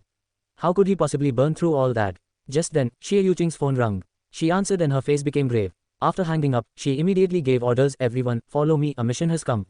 Instantly, all the resting personnel switched off their mobile phones, got ready with their weapons, and prepared to move out, and Monkey did the same, following the others. Because this time, their mission was truly daunting. दूसरी ओर, monkey से phone पर बात खत्म करने के बाद विराट को वह बैंक कार्ड नंबर और पासवर्ड भी याद आ गया जो उसे दिया गया था, और उसने सोचा कि इस बार उसे पैसे मिल जाने चाहिए। उसने अपना फोन एक तरफ रख दिया और घर की ओर गाड़ी चलाना जारी रखा। वह इंजन चालू करने ही वाला था, अचानक एक जोरदार गर्जना सुनाई दी और एक धधकती लाल आकृति उसके पास से तेजी से गुजरी। टैंक सचमुच चौंक गया और करीब से देखने पर पता चला कि लाल रंग की आकृति में एक व्यक्ति मोटरसाइकिल पर सवार था। उसने मन ही मन सोचा कि आज के युवा कितने उतावले हैं, ऐसे सवारी करते हैं मानो उनकी जान की कोई कीमत ही न हो। लेकिन महिला की आकृति को देखकर वह परिचित सी लगी, मानो उसने उसे पहले कहीं देखा हो। लेकिन ठीक उसी क्षण कई काली एसयूवी गाड़ियां तेजी से उसके पास से गुजरीं और अंदर से चिल्लाने की आवाज आई, जल्दी करो, हमें उस कुतिया को पकड़ना होगा। युवराज तो उदार थे और वह उन्हें ठुकराने की हिम्मत कैसे कर सकती है, मानो मौत को दावत दे रही हो। युवराज ने कहा, जो भी उसे पकड़ेगा उसे 30,000 मिलेंगे। फिर वो एसयूवी विराट की नजरों से ओझल हो गईं, लेकिन उनके शब्द अभी भी विराट के कानों में गूंज रहे थे और तुरंत उसका चेहरा बिगड़ गया। वे एक महिला का जबरन अपहरण करने की हिम्मत कैसे करते हैं? ये किस तरह का युवराज है, बिल्कुल बेशर्म। विराट को भी ऐसी ही स्थिति का सामना करना पड़ा था और अब उसने हस्तक्षेप करना अपना कर्तव्य समझा। तुरंत ही उसने एक्सीलरेटर पर पैर रखा और एसयूवी का पीछा करना शुरू कर दिया। पब फ्यूचर एड 77, अध्याय 77, इतना खुला क्यों? विराट ने गैस पैडल पर जोर से पैर रखा और उन सेडान कारों का पीछा करते हुए तेजी से आगे बढ़ा।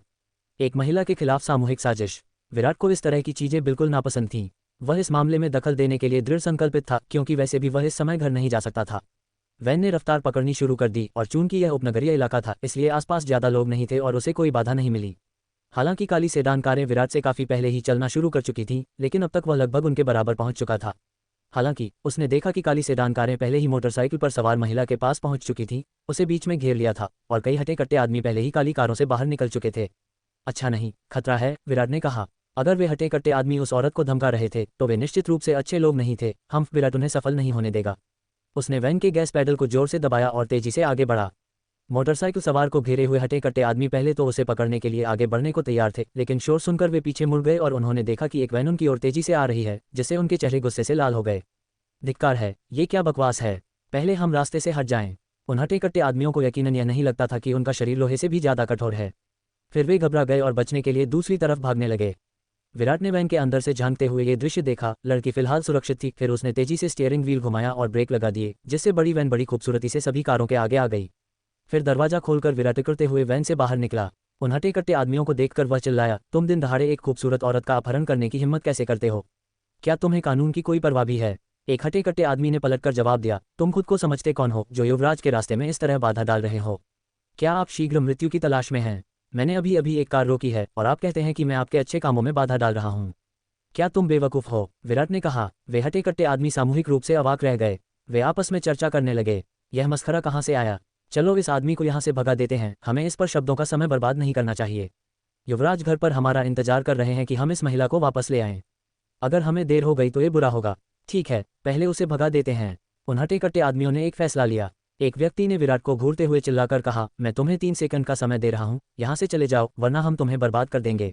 विराट थोड़ी देर रुका, उसने मना नहीं किया और तुरंत अपनी वैन में वापस बैठ गया। फिर उसने इंजन चालू कर दिया। उन हटे कट्टे आदमियों ने उपहास किया, तो वह तो बस एक काया था जो हीरो बनने का नाटक कर रहा था। क्या मजाक! उन्हें लगा था कि उनका सामना किसी ताकतवर आदमी से हुआ है, लेकिन वह कुछ भी नहीं निकला। अब चलो उस खूबसूरत लड़की को पकड़ते हैं और उसे युवराज के हवाले कर देते हैं। अब उनकी निगाहें मोटरसाइकिल पर बैठी लड़की पर टिकी हुई थीं। Bang bang! क्या हुआ? उन हटे कट्टे आदमियों ने पीछे मुड़कर देखा, उनके चेहरे पर खौफ के भाव उभर आए। उन्होंने केवल विराट को उन काली सेडान कारों के बीच वैन को आगे पीछे चलाते हुए और लगातार उन्हें टक्कर मारते हुए देखा। वे काली कारें लैंड रोवर और कैडिलैक थीं, लेकिन ऐसा लगता है कि विराट ने इसकी उम्मीद नहीं की थी। वैन बेहद मजबूत थी, जिसने उन लग्जरी कारों को चकनाचूर कर दिया। तू कमीना है, मैं तुझे पीट पीट कर मार डालूंगा। ऐसी खस्ताहाल कार से मेरी कार को टक्कर मारना, एक हटे कट्टे आदमी ने गुस्से में आगे बढ़ते हुए कहा। क्या तुमने ही मुझे गाड़ी चलाने के लिए नहीं कहा था? माफ़ कीजिए, मेरी ड्राइविंग स्किल्स अच्छी नहीं है, क्यों ना मैं आप लोगों को मुआवजा दे दूं? विराट ने माफ़ी मांगते हुए चेहरे से कहा। विराट ने जानबूझकर ऐसा किया, ये तो मजाक है। उनकी हिम्मत कैसे हुई उससे इस तरह बात करने की? अपनी कंगालियत से भरपाई करोगे क्या? मैं अभी मुआवजे की मांग नहीं कर रहा, मैं तुम्हें टुकड़े टुकड़े कर दूंगा, उस हटे कट्टे आदमी ने दहाड़ते हुए कहा। लगभग 6 या 7 लोगों के एक समूह ने विराट को घेर लिया, जो अभी भी वैन में ही था। अरे यार, नीचे उतरो, मैं तुम्हारी कड़ियाँ निकाल लूंगा। कोई जल्दी नहीं है, मैं भी आ रहा हूँ, विराट ने कहा। वैन का दरवाजा एक हटे कट्टे आदमी के हाथ में था और जब विराट ने दरवाजा खोला तो वह हल्का सा लगा, लेकिन सीधे उस हटे कट्टे आदमी को दूर फेंक दिया, जो दर्द से चीखने लगा। मेरी बाह! किसी को भी इस दृश्य की उम्मीद नहीं थी, जिससे तगड़े आदमियों का समूह स्तब्ध रह गया। अभी क्या हुआ? पब फ्यूचर के विज्ञापन! पब फ्यूचर विज्ञापन! अरे माफ़ कीजिए, मेरा ऐसा कोई इरादा नहीं था। आप लोग वाकई बहुत परेशानी खड़ी करते हैं। मैंने आपको ये भी याद दिलाया था कि मैं नीचे आ रहा हूँ। हड्डी टूटी हुई वह हट्टा कट्टा आदमी गुस्से से कांप रहा था। दर्द सहते हुए भारी आवाज में बोला, चलो सब लोग इस आदमी को पकड़ो। मैं चाहता हूं कि उसकी मौत हो जाए और उसे दफनाने के लिए कोई जगह ना हो। गिरा हुआ हट्टा कट्टा आदमी अभी भी काफी प्रभावशाली लग रहा था और उसकी बात सुनकर अन्य लोग भी दौड़कर अंदर आ गए। ये देखकर विराट ने हाथ हिलाते हुए कहा, ऐसा मत करो, क्या हम इस बारे में बात नहीं कर सकते? लड़ाई करना अच्छा नहीं है। बकवास है, ये अच्छा नहीं है, मैं तुम्हें जान से मार दूंगा। एक हटे कट्टे आदमी ने विराट पर झपट्टा मारा। विराट ऐसा लग रहा था कि वह इसके खिलाफ सलाह दे रहा था, लेकिन उसकी फुर्ती अप्रत्याशित थी। अचानक एक झटके के साथ उसने हल्के से ठोकर मारकर उस बलिष्ठ व्यक्ति को गिरा दिया जो उसकी ओर बढ़ रहा था। अपनी ही गति के कारण तेजी से दौड़ते हुए उस हटे कट्टे आदमी ने अपने शरीर पर नियंत्रण नहीं रख पाया और एक पागल कुत्ते की तरह गोबर में गोता लगाते हुए सड़क पर जा गिरा। उसके दांत टूटकर जमीन पर बिखर गए। विराट जल्दी से पास आया और बोला, भाई आप अधिक सावधान क्यों नहीं रहते?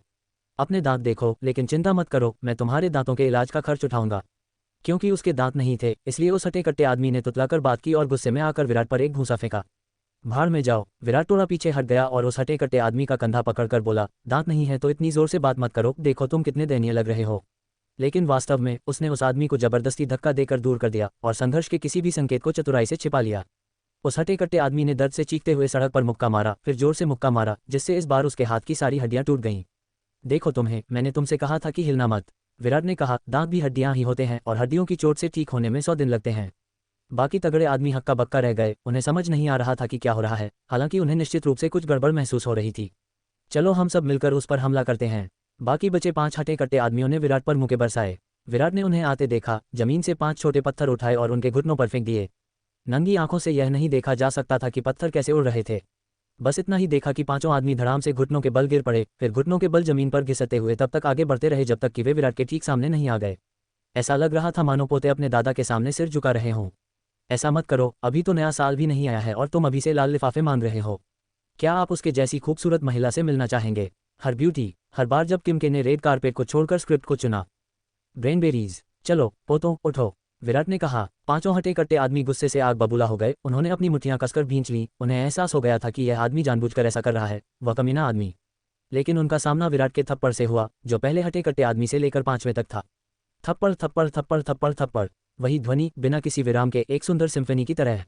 अच्छे पोते पोतियों का एक समूह भी लाल लिफाफे मांगने का सही तरीका नहीं जानता। आपको अपने हाथ अपने सिर के ऊपर रखने होंगे, ये बहुत ही गैर पेशेवर है। थप्पड़ पड़ने से वे हटे कट्टे आदमी और भी ज्यादा क्रोधित हो गए और उन्होंने फिर से अपनी मुट्ठियां भींच लीं। लाल लिफाफे मांगते समय सबसे पहले दादाजी कहकर पुकारना चाहिए। बेहद गैर पेशेवर, विराट ने कहा। थप्पड़ थप्पड़ थप्पड़ थप्पड़ थप्पड़। तगड़े कद काठी वाले वे आदमी हैरान थे, पिटाई से स्तब्ध थे, वहीं घुटनों के बल बैठे थे। उन्हें बिल्कुल समझ नहीं आ रहा था कि क्या हुआ है, लेकिन अब वे समझ गए थे कि उनके सामने खड़ा आदमी साधारण नहीं था। धिक्कार है, तुम इतने लंबे समय से घुटने टेके हुए हो और अब भी कुछ नहीं बोलते, अब भी लाल लिफाफों के बारे में ही सोचते रहते हो। विराट ने लात मारी और सभी तगड़े आदमी गिर पड़े। उसके पास इन लोगों के साथ समय बर्बाद करने का समय नहीं था। बाइकर लड़की काफी देर से स्थिर खड़ी थी, शायद वह किसी मुसीबत में थी। उसने पहले उसका हालचाल लेने का फैसला किया और फिर गिरे हुए बलवान पुरुषों से कहा, वह मैं पहले उस आदमी को ले जाऊंगा जिसे तुम लोग युवराज के लिए चाहते थे। मुझे खेद है, वापस जाओ और अपने युवराज को बताओ कि दादाजी उसे ले गए हैं। देखते हैं कि वह इस बारे में क्या कर सकता है। कौन से युवराज? जो तरीका महिलाओं को अगवा करता है वह सभ्य नहीं हो सकता। विराट को डर नहीं था। उन हटे कट्टे आदमियों ने अब बोलने की हिम्मत नहीं की। उसी क्षण विराट ने बाइकर लड़की को देखा और महसूस किया कि कुछ गड़बड़ है। लड़की साइकिल पर बैठी थी, ऐसा लग रहा था जैसे उसने नशा कर रखा हो। धिक्कार है, विराट अवाक रह गया। वह जल्दी से वहां पहुंचा। मिस, क्या आप ठीक हैं? यह मुख्य सड़क है, डटे रहो, विराट ने पूछा। अब और करीब आने पर वह आकृति और भी परिचित लगने लगी। कोई जवाब नहीं। विराट उसका हालचाल जानने ही वाला था कि अचानक बाइकर लड़की बाइक से उतरी और लड़खड़ाते हुए उसकी ओर चलने लगी। चलते हुए उसने अपना हेलमेट उतारा और अपने लाल बालों को सुलझाया। विराट ने देखा तो उसकी नाक से खून बहने लगा, लेकिन उसे दोबारा देखने पर कुछ गड़बड़ सी लगी। क्या ये वही शियाओ शियाओ नहीं थी जो उसे दौड़ लगाना चाहती थी? अध्याय 78, बहुत ज्यादा पी लिया। 78, अध्याय 78, बहुत ज्यादा पी लिया। वास्तव में उस समय फैंग शियाओ शियाओ ही वहां से गुजर रही थी, लेकिन अब वह थोड़ी अजीब लग रही थी। उसके गाल लाल हो गए थे। विराट को महसूस हुआ कि उसकी दोनों नाक से खून तेजी से बह रहा है। लेकिन फैंग शियाओ शियाओ के साथ क्या समस्या थी? विराट को यकीनन यह मामूली बात नहीं लगी। इस महिला को कोई समस्या थी। मिस, आपको क्या हुआ है? फैंग शियाओ शियाओ चलकर वहां पहुंची। विराट ने बिल्कुल भी बचाव नहीं किया। यह महिला जरूर किसी मुसीबत में है। जैसे ही फैंग शियाओ शियाओ उसकी ओर लपकी, विराट ने बस उसके शरीर को छुआ और उसकी गर्मी महसूस की। यह महज बुखार जैसा नहीं लग रहा था, विराट ने सोचा। मिस, उठो, जागो। विराट ने फैंग जियाओ शियाओ को हिला दिया। कौन जानता था? फैंग शियाओ शियाओ ने विराट को पूरी तरह से नजरअंदाज कर दिया, जैसे कि उसने उसे सुना ही न हो, और इसके बजाय गुनगुनाना और आहें भरना शुरू कर दिया। वह सिर्फ नशे में तो नहीं हो सकती है ना? विराट ने अचानक अपनी भौहें सिकोड़ लीं। ऐसा लग रहा था जैसे उसे नशीली दवा दी गई हो, निश्चित रूप से उस युवराज द्वारा। ये दवा स्पष्ट रूप से साधारण नहीं थी। अब उसे फैंग शियाओ शियाओ की मदद करनी ही थी। उसने फैंग शियाओ शियाओ को अपने कंधे पर उठा लिया और अब उसे उसके शरीर से नशीली दवा को हटाने का रास्ता खोजना था और फैंग शियाओ शियाओ की मोटरसाइकिल पर उस जगह से भागने की तैयारी करनी थी। ये कहना होगा कि फैंग शियाओ शियाओ खुद भी काफी उल्लेखनीय थी। निश्चित रूप से उन्हें नशीली दवा दी गई और जबरदस्ती छोड़ दिया गया। इसके बावजूद इतनी दूर तक साइकिल चलाना अपने आप में काफी प्रभावशाली था। सौभाग्य से उसकी मुलाकात उससे हो गई, नहीं तो अब तक वह युवराज के बिस्तर पर हो सकती थी। लेकिन जैसे ही विराट जाने ही वाला था, पीछे से एक हटे कट्टे आदमी की आवाज आई। तुमने युवराज की योजनाओं को बर्बाद करने की हिम्मत कैसे की? तुम जीने से तंग आ चुके होगे। अगर तुमने अपना नाम बताने की हिम्मत की तो हम तुम्हें जाने नहीं देंगे। गिरे हुए हटे कट्टे आदमियों में से एक ने विराट पर चिल्लाया। विराट जाने ही वाला था कि तभी आवाज सुनकर वह रुक गया और उसने पहले फैंग शियाओ शियाओ को साइकिल पर बिठाया। फिर वह मुड़ा और गिरे हुए हटे कट्टे आदमी की ओर चल पड़ा। उस हटे कट्टे आदमी ने सोचा कि विराट डरपोक बन रहा है और तुरंत उपहास करते हुए कहा, हे, तुम जानते हो कि हमारा युवराज कितना शक्तिशाली है ना? घुटने टेक कर शीघ्र मृत्यु की भीख मांगो। विराट धीरे धीरे गिरे हुए हटे कट्टे आदमी के पास पहुंचा, फिर मुस्कुराते हुए नीचे बैठ गया। क्या तुमने ही बात की थी? यह मैं था। समझदारी दिखाओ और मुझे जाने दो, वरना मैं तुम्हें भुगतने पर मजबूर कर दूंगा। ओह, विराट ने जवाब दिया और फिर उस आदमी के हाथ के पिछले हिस्से पर पैर रखकर जोर से दबाया। मुझे सबसे ज्यादा नफरत धमकी दिए जाने से है। एक चीख सुनाई दी। उस हटे कट्टे आदमी का हाथ खून से लथपथ होकर बुरी तरह कुचल गया और उसकी पहचान करना असंभव हो गया।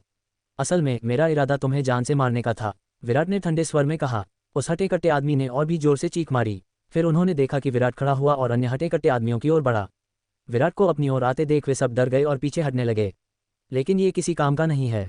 विराट पास आया और उनके हाथों की पीठ पर जोर से पैर से मारा। एक के बाद एक चीखें हवा में गूंजने लगीं। उन सभी को कुचलने के बाद विराट सीधा खड़ा हुआ और ठंडे स्वर में बोला, मुझे दोष मत दो, उस मूर्ख को दोष दो जिसने अभी अभी बात की।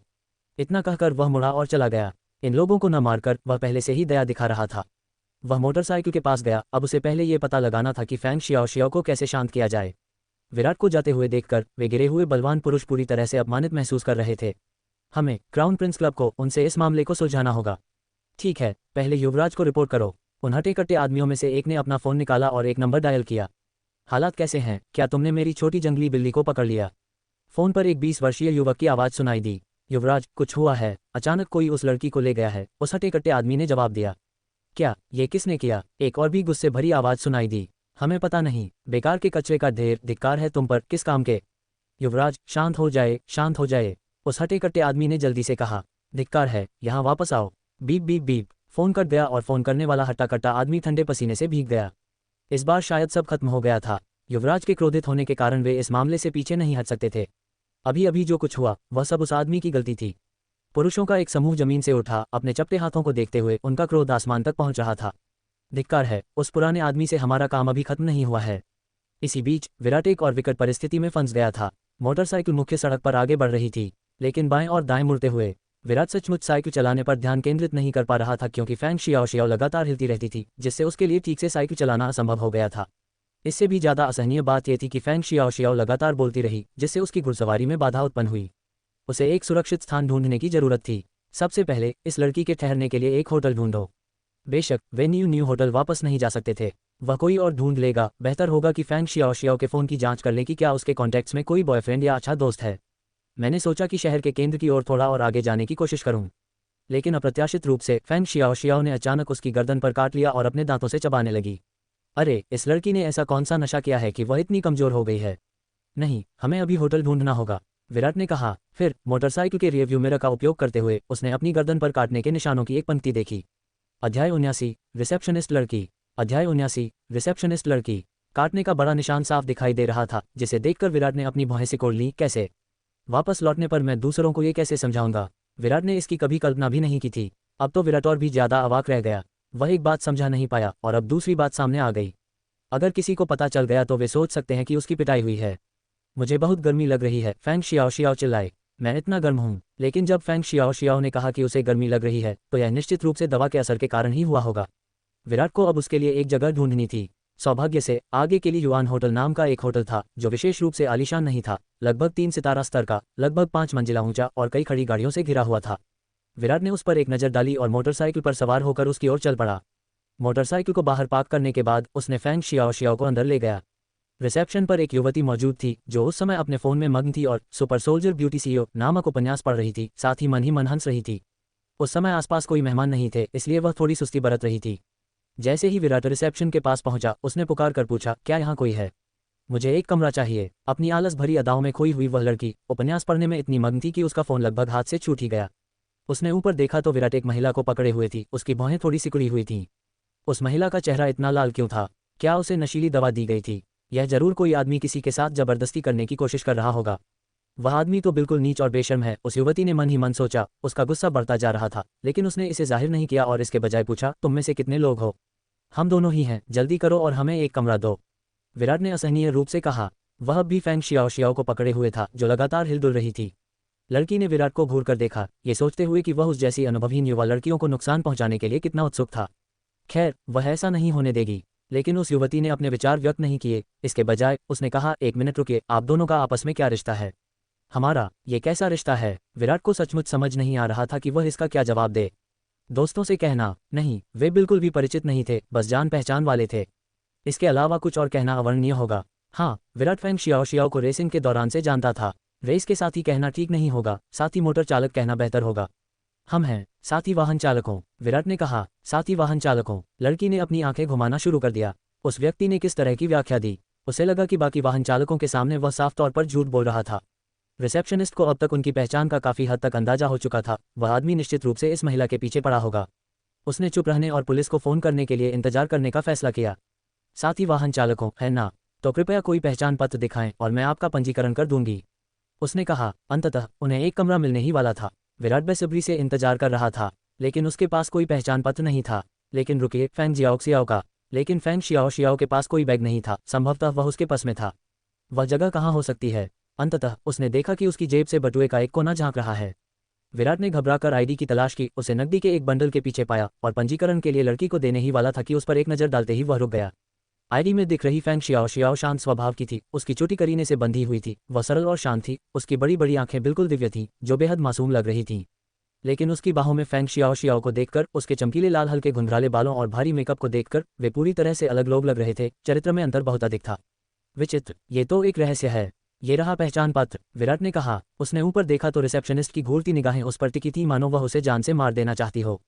दरअसल इस समय फ्रंट डेस्क पर बैठी लड़की बेहद गुस्से में थी और पहले से कहीं ज्यादा आश्वस्त थी कि इस आदमी की इस महिला के प्रति बुरी मंशा है। वह सचमुच अमानवीय था। उसने एक कमरा लेने के लिए दूसरी महिला की आईडी का इस्तेमाल किया और संभवतः बाद में अपना पल्ला झाड़कर उसे वहीं छोड़ देने की योजना बना रहा था। यह अस्वीकार्य था, उसे रोकना ही था और लड़की को बचाना था। इसलिए शांत भाव से उसने विराट के हाथ से पहचान पत्र लिया, उन्हें पंजीकृत करने की तैयारी की और उस व्यक्ति को ऊपर जाकर तुरंत पुलिस को सूचना देने के लिए कहा। स्टेशन यहाँ से ज्यादा दूर नहीं था, लेकिन उसके हाथ में पहचान पत्र देखकर उसने एक बार फिर विराट की बाहों में फैंग शियाओ की ओर देखा और उसका आक्रोश और बढ़ गया। इतनी भोली भाली युवती का यह हाल हो गया, यह अवश्य ही उस नीच व्यक्ति के दबाव का परिणाम रहा होगा। ऐसे आदमी पर बिजली गिरना ही उचित था। फिर भी उसे पंजीकरण की प्रक्रिया जारी रखनी पड़ी। विराट ने देखा कि युवती ने रिसेप्शन पर पंजीकरण कराया। उसे समझ नहीं आ रहा था कि वह अपने दांत क्यों पीस रही थी। क्या वह किसी बीमारी से पीड़ित थी? कमरा नंबर 257, किराया 500 युआन है। हालांकि लड़की ने कमरे की चाबी आगे बढ़ा दी, वह जानबूझकर ऐसा कर रही थी। आमतौर पर एक कमरे का किराया लगभग 100 युआन ही होता है। विराट रिसेप्शनिस्ट के चेहरे के भावों को देखकर अवाक रह गया। ये क्या था, उसे इस तरह ठगना? और यह कमरा इतना महंगा क्यों था? 500 युआन, ये तो बहुत डरावना है। लेकिन वह और देरी नहीं कर सकता था। अगर फैंग शियाओ की दवा का असर बिगड़ता तो स्थिति और खराब हो जाती, इसलिए उसे 500 रुपये ही देने पड़ते, खासकर तब जब वह वैसे भी फैंग शियाओ के पैसे का इस्तेमाल कर रहा था। ये रहा धन। उसने फैंग शियाओ के बटुए से 5 लाल नोट निकाले, उन्हें काउंटर पर रखा और फिर कमरे की चाबी और फैंग शियाओ को लेकर चला गया। रिसेप्शन पर बैठी लड़की ने विराट को और भी नीचा नजरों से देखना शुरू कर दिया। तो यह आदमी बिना किसी सामान के, यहाँ तक कि कमरे के लिए पैसे भी लाए बिना, किसी पर जबरदस्ती करने आया था और इसके बजाय लड़की के पैसे का इस्तेमाल कर रहा था। बेशर्म, उसे इसकी रिपोर्ट जरूर करनी थी। विराट के चले जाने के बाद फ्रंट डेस्क पर बैठी लड़की ने पास में रखा फोन उठाया और कहा, क्या ये पुलिस है? हम के लिए युआन होटल से हैं, यहाँ एक आदमी अपराध कर रहा है। जी हाँ, ये सच है, कृपया जल्दी से किसी को भेजिए। 80, अध्याय 80, उस कमीने को मार डालो। 80, अध्याय 80, उस कमीने को मार डालो। तब तक विराट फैंग शियाओ को लिफ्ट से दूसरी मंजिल तक ले जा चुका था। उसने कमरा नंबर 257 ढूंढ लिया और एक की कार्ड से दरवाजा खोल दिया। उसने कमरे में बिजली चालू करने के लिए कार्ड स्वाइप किया और कमरा तुरंत रोशन हो गया। होटल मूल रूप से एक छोटा सा कमरा था जिसे चारों ओर चमकीले रंगों से सजाया गया था। वहाँ एक टीवी, एक कंप्यूटर और एक डबल बेड था। बिस्तर को देखकर विराट ने जल्दी से फैंग शियाओ को उस पर फेंक दिया और अफसोस जताया कि यह महिला वास्तव में कितनी खतरनाक है। आखिर युवराज ने उसे क्या खिलाया था? ये बेहद आश्चर्यजनक था। उस समय फैंग शियाओ बिस्तर पर लेटी हुई थी। उसे बस एक नज़र देखते ही विराट का दिल गर्म हो गया। यह महिला सचमुच जानलेवा थी। विराट ने दोबारा देखने की हिम्मत नहीं की। उसे डर था कि कहीं वह कोई अपराध न कर बैठे और वह जल्दी से बिस्तर के पास बैठ गया, जानबूझकर फैंग शियाओ की ओर देखने से बचता रहा। अब विराट को यह सोचना था कि वह कैसे निकले, क्योंकि फैंग शियाओ अब सुरक्षित थी। उसे चले जाना चाहिए, क्योंकि शियातोंग और आंटी शिन घर पर उसका इंतजार कर रही होंगी और वह यहाँ समय बर्बाद नहीं कर सकता। लेकिन क्या फैंग शियाओ को होटल में अकेला छोड़ना ठीक था? कभी कभी होटल भी सुरक्षित नहीं होते थे। अगर कोई कर्मचारी अचानक अंदर आ जाए तो फैंग शियाओ की हालत को देखते हुए यह विनाशकारी हो सकता है। वह जा भी नहीं सकता था, फिर भी वह रुक भी नहीं सकता था। विराट खुद को एक दुविधा में फंसा हुआ पाया। उसे फैंग शियाओ को नशे के प्रभाव से जल्दी से होश में लाना था, अन्यथा वह बिल्कुल भी नहीं जा सकता था। विराट वही सोच विचार करने लगा। हालांकि उसके पीछे फैंग शियाओ अचानक उठी और उसकी ओर झुक गई। जब फैंग शियाओ उसके पास पहुंची तभी विराट ने प्रतिक्रिया दी, एड्स बाय पब फ्यूचर एड्स। पीछे मुड़कर देखने पर उसने फैंग शियाओ को देखा। टकराव से बचने के लिए विराट तुरंत खड़ा हो गया और एक कदम पीछे हट गया। फैंग शियाओ ने हवा में ही झपट्टा मारा, लेकिन वह स्पष्ट रूप से उत्साहित थी और मूर्खतापूर्ण ढंग से हंस रही थी। उसकी शक्ल सूरत बिल्कुल एक नशे में धुत लड़की जैसी थी। फैंग शियाओ को देखकर विराट सचमुच अवाक रह गया। वह सचमुच महान दानव राजा जैसी थी। धिक्कार है, विराट ने कसम खाई थी कि वह उस युवराज को ढूंढकर उसकी जमकर पिटाई करेगा। ये सारी परेशानियां दिन प्रतिदिन, ये वाकई परेशानी भरा था। लेकिन अब उसे फैंग शियाओ से निपटना था, क्योंकि वह बुदबुदाते हुए उसकी ओर आए, भागो मत। फिर अचानक उसने उस पर झपट्टा मारा। अब फैंग शियाओ पलंग के किनारे पर खड़ी थी और नीचे फर्श था। Pub future ads. Fang Xiao बिस्तर पर थी और विराट फर्श पर। अगर वह उसे नहीं पकड़ता तो वह बुरी तरह गिर जाती। महिलाएं पुरुषों की तुलना में इतनी ज्यादा पागल क्यों होती हैं? ये वाकई बहुत परेशान करने वाला था। लेकिन अगर वह फर्श पर गिर गई तो क्या होगा? उसे निश्चित रूप से गंभीर चोट लगेगी। इसे भूल जाओ, उसे पकड़ लेना चाहिए। फैंग शियाओ मूर्खतापूर्ण ढंग से हंसते हुए अचानक नीचे की ओर झपटी। अप्रस्तुत होने के कारण विराट केवल उसे पकड़ने के लिए हाथ बढ़ा सका। फैंग शियाओ सीधे विराट की बाहों में जा गिरी। अब उसे इस समस्या का समाधान करना ही था, वरना फैंग शियाओ सचमुच उसकी जान ले लेगी। उसने फैंग शियाओ को जमीन पर लिटाया और उसके कंधों को हिलाते हुए कहा, जाग जाओ, क्या तुम ठीक हो? लेकिन फैंग शियाओ ने कुछ नहीं कहा और छटपटाती रही। ये देखकर विराट तुरंत घबरा गया। यह अच्छा नहीं था। दवा का असर और भी तीव्र होता जा रहा था। उसे इसे रोकना ही था, वरना इससे एक गंभीर गलती हो सकती थी। अचानक उसने बाथरूम का दरवाजा खुला देखा और अंदर बाथटब को देखा। उसे एक विचार आया और उसने फैंग शियाओ को पकड़ा और बाथरूम की ओर चल पड़ा। ठंडे पानी से दवा का असर रोकना सबसे अच्छा उपाय था।